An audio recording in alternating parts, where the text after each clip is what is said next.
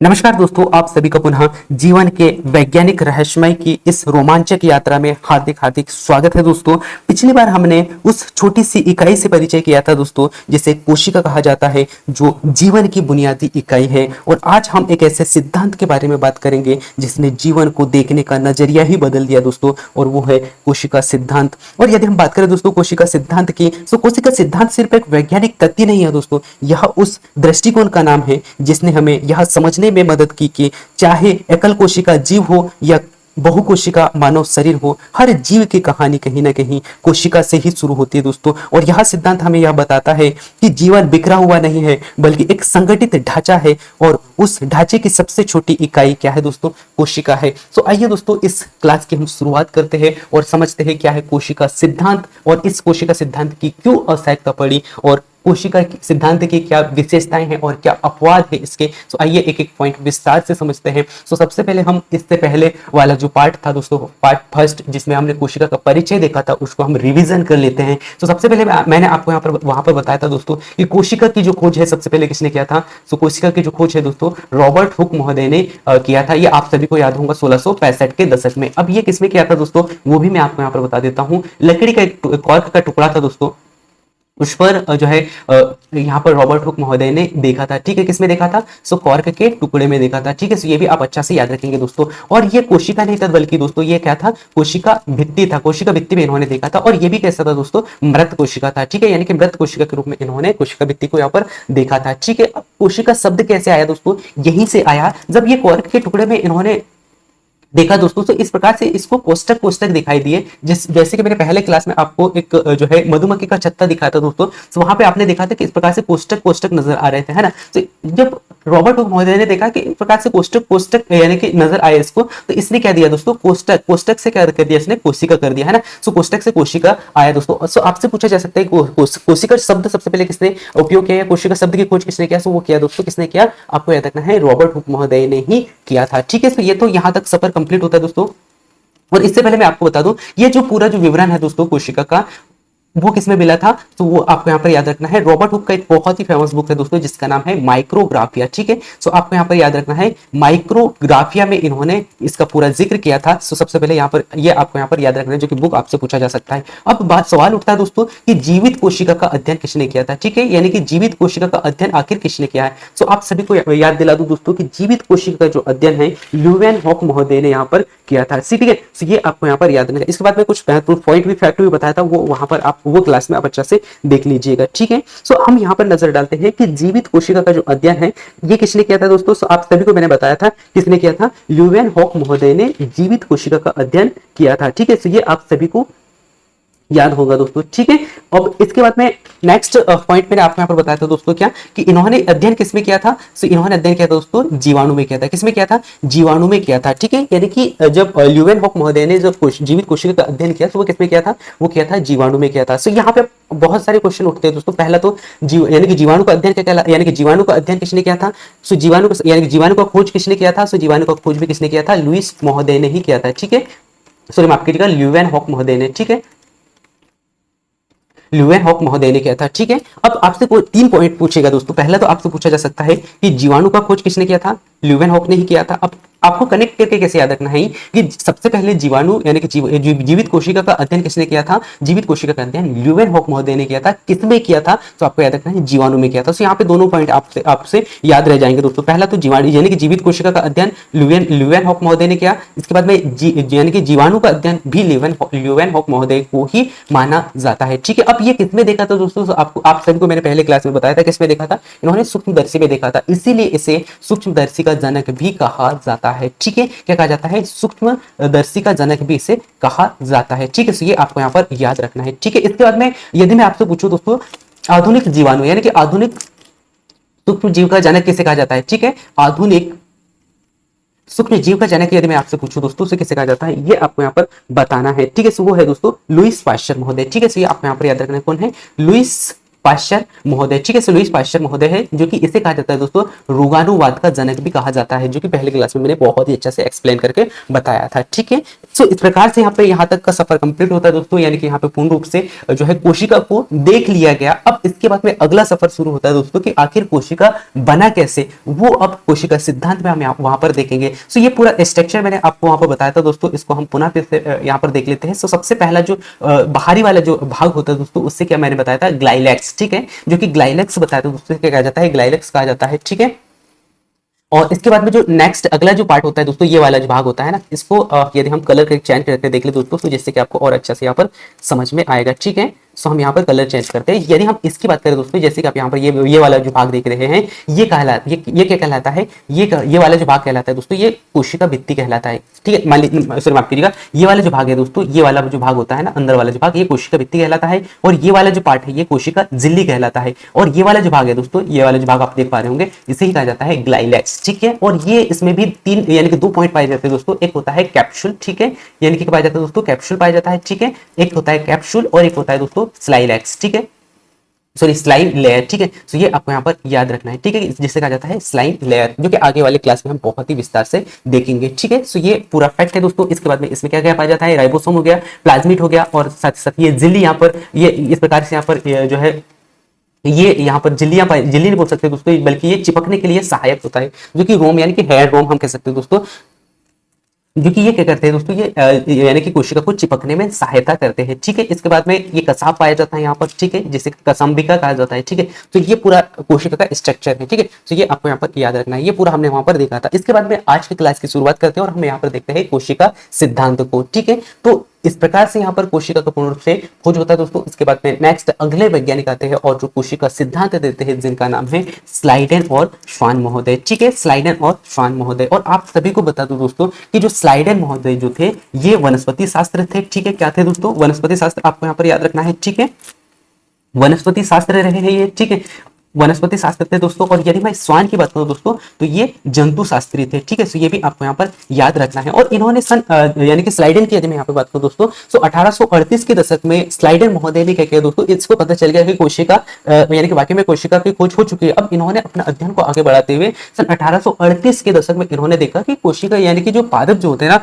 पादप का सबसे छोटा इकाई या फिर पादप का जो निर्माण का जो आधार है, वो भी क्या माना दोस्तों, इसने क्या देखा कि यार प्रत्येक कोशिका यानी कि पादप का जो निर्माण जो है, या सबसे छोटी जो आधार है, वो भी क्या है, कोशिका ही है। तो इन्होंने यहाँ पर सिद्ध किया दोस्तों कि प्रत्येक पादपों का जो निर्माण भी किससे हुआ है, कोशिका से ही हुआ है, ठीक है। इसी समय, लगभग इसी समय यानी कि 1839 के दशक में जो है श्वान महोदय भी अध्ययन कर रहे थे जंतुओं को, और इन्होंने देखा कि प्रत्येक जंतु का जो निर्माण भी कहीं ना कहीं किससे हुआ है, कोशिका से ही हुआ है, ठीक है, कोशिका से ही हुआ है। और दोनों मिलकर यहाँ पर कोशिका सिद्धांत का निर्माण करते हैं दोस्तों। और दोनों ने यहाँ पर सिद्ध किया कि प्रत्येक जो है जीव की उत्पत्ति है, एक या अनेक कोशिकाओं से मिलकर हुआ है, ठीक है। तो ये दोनों यानी कि ये जो स्टेटमेंट है किसने दिया था, ये आपसे पूछा जा सकता है, यानी कि प्रत्येक जीव की उत्पत्ति जो है एक या अनेक कोशिका से हुआ है, या कोशिकाओं से मिलकर हुआ है, ये किसने कहा था, तो ये स्लाइडेन और श्वान महोदय ने कहा था, ठीक है। ये दोनों अपने अध्ययन करके ये दोनों ने यहाँ पर सिद्ध किया था दोस्तों, ठीक है। सो ये आपको यहाँ पर याद रखना है। इसके बाद में नेक्स्ट और बहुत ही वेरी वेरी इंपॉर्टेंट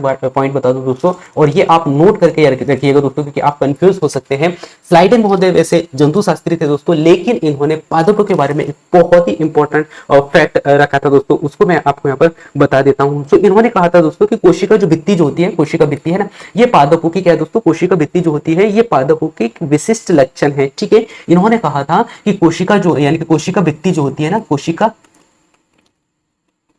कोशिका भित्ति जिसका अध्ययन किसने किया था, सो मैंने आपको बताया था कोशिका भित्ति का अध्ययन किसने किया था, सो रॉबर्ट हुक महोदय ने किया था, ठीक है। सो कोशिका भित्ति इन्होंने क्या बताया था दोस्तों, श्वान महोदय ने इन्होंने बताया था कि कोशिका जो यानी कि कोशिका भित्ति जो है पादपों का विशिष्ट लक्षण है, ठीक है, पादपों का विशिष्ट लक्षण है। ये किसने कहा था, सो ये कहा था दोस्तों श्वान महोदय ने। एक जंतु शास्त्री होते हुए भी इन्होंने जो है पादपों के बारे में बताया, ये बहुत ही वेरी वेरी इंपॉर्टेंट, क्योंकि यदि आपको पता है कि जंतु शास्त्री कौन है दोस्तों, जंतु शास्त्री है स्वान महोदय और स्लाइडर महोदय वनस्पति शास्त्र है। यदि आपसे पूछा जाता है कि कोशिका भित्ति जो है पादपों के विशिष्ट लक्षण है, ये किसने कहा था, तो आपके दिमाग में ये क्लिक होगा कि यार स्लाइडर महोदय तो वनस्पति शास्त्र है और बात की जा रही है यहाँ पे पादपों की, तो कहीं ना कहीं स्लाइडर महोदय होगा, तो ये आप गलत लगा के आओगे, है ना। जबकि ये स्टेटमेंट यहाँ पर किसने दिया था दोस्तों, ये दिया था, यानी कि ये कथन किसने दिया था, ये दिया था स्वान महोदय ने, ठीक है। तो ये आपको यहाँ पर याद रखना है, जो कि वेरी वेरी इंपॉर्टेंट है, इसीलिए मैंने आपको यहाँ पर बता दिया दोस्तों। सो इस प्रकार से यहाँ पर जो है स्लाइडर और स्वान महोदय ने यहाँ पर ये सिद्ध कर दिया दोस्तों कि प्रत्येक जो है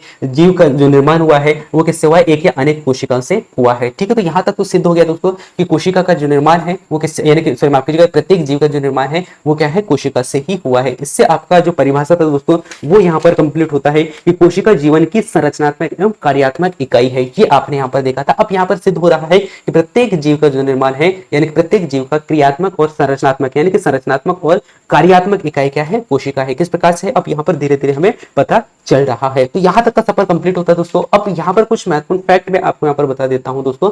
अब यानी कि इनके द्वारा यानी कि दोनों के द्वारा जो ये सिद्धांत दिया गया यहाँ तक तो सिद्ध हुआ, लेकिन इनके यानी कि इन्होंने जो सिद्धांत दिया दोस्तों, जो कोशिका सिद्धांत था, इसका भी अपवाद रहा है दोस्तों, इसका भी खंडन बहुत सारे लोगों ने किया, क्योंकि इन्होंने पूर्ण रूप से सिद्ध नहीं कर पाए कि आखिर कोशिका का निर्माण कैसे हुआ है। जबकि यदि मैं स्लाइडर महोदय की बात करूं दोस्तों, तो स्लाइडर महोदय ने क्या कहा था, आप सभी को बता दूं, स्लाइडर महोदय कहते हैं दोस्तों कि कोशिका का जो निर्माण होता है ना, कोशिका का जो निर्माण होता है वो कैसे, इन्होंने बताया था कि किसमें होता है, कोशिका के अंदर ही होता है, ठीक है। इन्होंने बताया था कोशिका का जो निर्माण होता है कोशिका के अंदर ही होता है, जबकि ये गलत स्टेटमेंट था दोस्तों, क्योंकि आगे जाके वानमोल महोदय ने, वानमोल और आप सभी को बता दूं वानमोल और नागले, है ना, नागले जो महोदय ने, इन्होंने दोनों ने इनके स्टेटमेंट को क्या किया था दोस्तों, इनका खंडन किया था, ठीक है। सो अब आगे जो है आधुनिक, इसी को देखते हुए आगे सिद्धांत आएगा दोस्तों, आधुनिक सिद्धांत। और इस प्रकार से यहाँ पर सिद्धांत की, यानी कि पहले सिद्धांत की यानी कि यहाँ पर रूपरेखा खत्म होती है, इसके बाद में आधुनिक सिद्धांत आता है। और आधुनिक सिद्धांत की जो शुरुआत है दोस्तों, या आधुनिक सिद्धांत के जो जनक है दोस्तों, वो कहा जाता है, किसे कहा जाता है, तो है दोस्तों रुडोल्फ विर्चो, ठीक है। सो आपको याद रखना है, रुडोल्फ विर्चो का आगमन यहाँ पर होता है दोस्तों अब, और ये क्या देते हैं, आधुनिक कोशिका का सिद्धांत इन्होंने यहाँ पर दिया है, ठीक है। क्या दिया दोस्तों, आधुनिक कोशिका का सिद्धांत दिया है, ठीक है। सो ये आपको यहाँ पर याद रखना है, और ये है दोस्तों रुडोल्फ विर्चो महोदय, ठीक है। सो रुडोल्फ विर्चो महोदय, ठीक है। सो ये आपको यहाँ पर याद रखना है, ठीक है, रुडोल्फ विर्चो। और इन्होंने क्या स्टेटमेंट दिया दोस्तों, ये स्टेटमेंट आपको बहुत ही अच्छा से याद रखना है, जो कि इन्होंने कहा था ओमिनिस सेलुला ई सेलुला। क्या है दोस्तों, ओमिनिस सेलुला ई सेलुला। अब आपसे यदि आपसे पूछ ले दोस्तों कि ये किस, यानी कि किस लैंग्वेज में ये लिखा गया था, ओमिनिस सेलुला ई सेलुला, ठीक है। तो आप सभी को याद रखना है ये किसमें लिखा गया था दोस्तों, सो ये लिखा गया था दोस्तों फ्रेंच, जो है फ्रेंच में लिखा गया था शायद, जहां तक मुझे लगता है। तो इसे आप अच्छा से याद रखिएगा दोस्तों, ठीक है। तो फ्रेंच में, इसके बाद में यदि हम हिंदी में बात करें दोस्तों, इसका मतलब क्या होता है, ओमिनिस सेलुला ई सेलुला का मतलब होता है कि हर कोशिका जो है पूर्व कोशिका से उत्पन्न होती है, ठीक है। इन्होंने क्या बताया दोस्तों, हर कोशिका जो है पूर्व कोशिका से यानी कि उत्पन्न होती है, यानी कि इन्होंने कुल मिला के कोशिका विभाजन को, यानी कोशिका विभाजन को यहाँ पर इन्होंने सिद्ध किया दोस्तों। यानी कि जो यानी कि जो स्वान और स्लाइडन महोदय सिद्ध नहीं कर पाए दोस्तों कि आखिर कोशिका का निर्माण कैसे हुआ, उसी को जो है रुडोल्फ विर्चो महोदय ने आगे बढ़ाया, और इन्होंने बताया कि प्रत्येक कोशिका जो दोस्तों एक, यानी कि प्रत्येक कोशिका जो, यानी कि प्रत्येक नई कोशिका जो है पुरानी कोशिका से ही बनी हुई होती है, ठीक है। यानी कि इन्होंने यहाँ पर सिद्ध किया कि एक कोशिका से, यानी कि दो, यानी कि अन्य दो कोशिकाओं का निर्माण यहाँ पर होता है, यानी कि इन्होंने कुल मिला के कोशिका विभाजन का सिद्ध, यानी कि कोशिका विभाजन का अध्ययन इनके द्वारा यहाँ पर किया गया था, ठीक है। तो अब आपसे क्वेश्चन क्या पूछा जा सकता है कि कोशिका विभाजन का अध्ययन किसने बताया था, सबसे पहले कोशिका विभाजन का अध्ययन रुडोल्फ विर्चो ने बताया था दोस्तों। और किस स्टेटमेंट के आधार पर इन्होंने कहा था कि ओमिनिस सेलुला ई सेलुला, क्या दिया था दोस्तों, ओमिनिस सेलुला ई सेलुला, ठीक है। तो ये आपको यहाँ पर याद रखना है, जो कि बहुत ही वेरी वेरी इंपॉर्टेंट पॉइंट है दोस्तों, क्योंकि ऐसे पॉइंट आपसे बार बार पूछे जाते हैं, इसीलिए आप सभी को ऐसे पॉइंटों को बहुत ही अच्छा से याद रखना है दोस्तों, ठीक है, क्योंकि ये बार बार पूछे जाते हैं आपसे, ठीक है।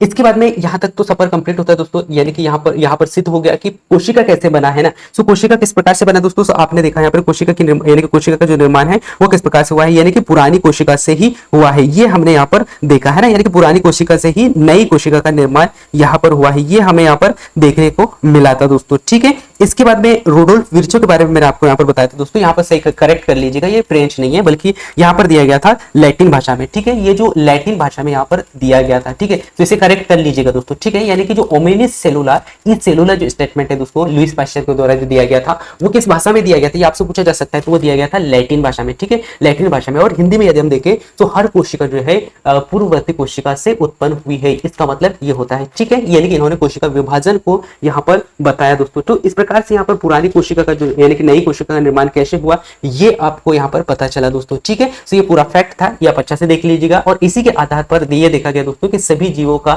यानी कि सभी जीव जो है एक या अधिक कोशिकाओं से बने हुए, यानी कि उनका शरीर यानी कि उनका जो निर्माण हुआ है प्रत्येक जीव का एक या अधिक कोशिकाओं से हुआ है, ये हमने यहाँ पर देखा दोस्तों। उसके बाद में नई कोशिका का निर्माण कैसे हुआ है, विभाजन से हुआ है, यानी कि पुरानी कोशिका से ही एक नई कोशिका का निर्माण हुआ है, ये हमने यहाँ पर देखा था। इसके बाद में अनुवांशिक और जैविक क्रियाएं दोस्तों आगे जब हम कोशिका यानी कि प्रोकैरियोटिक्स और यूकैरियोटिक्स देखेंगे दोस्तों, उसमें हम बहुत ही विस्तार से अध्ययन करेंगे आगे वाला क्लास में। ठीक है, और हर एक क्लास को हम बहुत ही अच्छा से कवर कर रहे हैं दोस्तों। और हो सकता है कि जो कोशिका वाला जो पूरा टॉपिक है वो आपको थोड़ा सा ज्यादा यहाँ पर पढ़ने को मिल सकता है, क्योंकि मैं एक एक पॉइंट को एक एक फैक्ट को बहुत ही गहराई से अध्ययन करते हुए जो है आपको बताने का प्रयास कर रहा हूँ, और एक एक पॉइंट को हम समझने का प्रयास कर रहे हैं। और मैं इतना उम्मीद करता यानी कि इतना दावे के साथ में कहता हूं दोस्तों कि यदि आप एक एक पॉइंट को बहुत ही अच्छा से समझते हैं ना दोस्तों, तो आपसे एक भी क्वेश्चन गलत नहीं होंगे। ठीक है, तो यहाँ तक का सफर कंप्लीट होता है दोस्तों, यानी कि रुडोल्फ विर्चो महोदय ने बताया भाई कि पुरानी कोशिका से ही नई कोशिका का निर्माण हुआ है, यानी कोशिका विभाजन के बारे में उन्होंने बताया।